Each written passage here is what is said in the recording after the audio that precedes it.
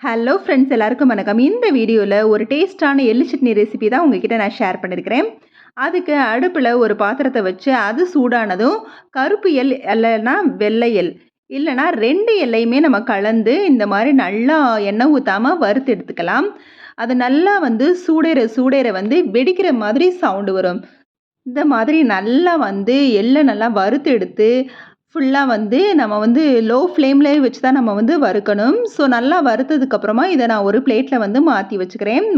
இப்போ அதே பாத்திரத்தில் நான் கொஞ்சமாக எண்ணெய் விட்டு அதில் அளவாக நான் எள்ளு சட்னி வைக்க போகிறதுனால கொஞ்சம் ஒரு 4 பூண்டு, கொஞ்சமாக தேங்காய் சில் வெட்டி போட்டு நல்லா வறுத்து எடுத்துக்கிறேன். இது நல்லா எண்ணெயில் வதங்கினதுக்கப்புறமா கொஞ்சம் பொன்னிறமாக வரும். ஸோ அந்த ஸ்டேஜில் நம்ம கொஞ்சமாக புளியும் அதோட ஒரு வத்தல், எனக்கு வத்தல் ரொம்ப காரமாக இருக்குங்கிறதுக்காக நான் ஒரே ஒரு வத்தல் சேர்த்துக்கிறேன்.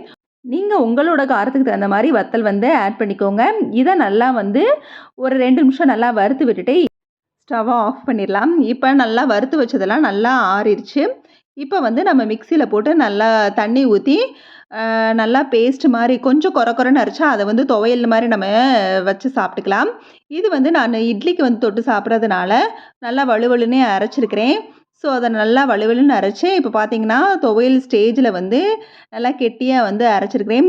இந்த மாதிரி வச்சு சாப்பிட்னாலும் சாப்பிட்டுக்கலாம். அப்படி இல்லைன்னா நான் இன்றைக்கி கொஞ்சமாக இதோட ஹாட் வாட்டரை ரொம்பையும் தண்ணியாக இல்லாமல் கெட்டியாக இல்லாமல் இந்த மாதிரி ஒரு பதத்தில் நான் ரெடி பண்ணியிருக்கிறேன். இது இட்லியோட தொட்டு சாப்பிட்றப்ப ரொம்ப டேஸ்ட்டாக இருக்கும்.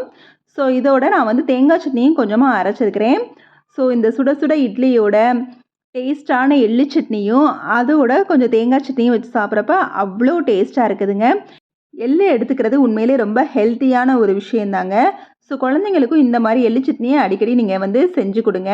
எப்போ பார்த்தாலும் ஒரே தக்காளி சட்னி, வெங்காய சட்னி இந்த மாதிரி செய்கிறதுக்கு ஒரு தடவை இந்த எள்ளு சட்னியை ட்ரை பண்ணி பாருங்கள். ஸோ இந்த வீடியோ பிடிச்சிருந்துச்சுன்னா லைக் பண்ணுங்கள், ஷேர் பண்ணுங்கள், கமெண்ட் பண்ணுங்கள். மறக்காமல் நம்ம சேனலை சப்ஸ்கிரைப் பண்ணுங்கள். Okay, bye. தேங்க்யூ ஃபார் வாட்சிங்.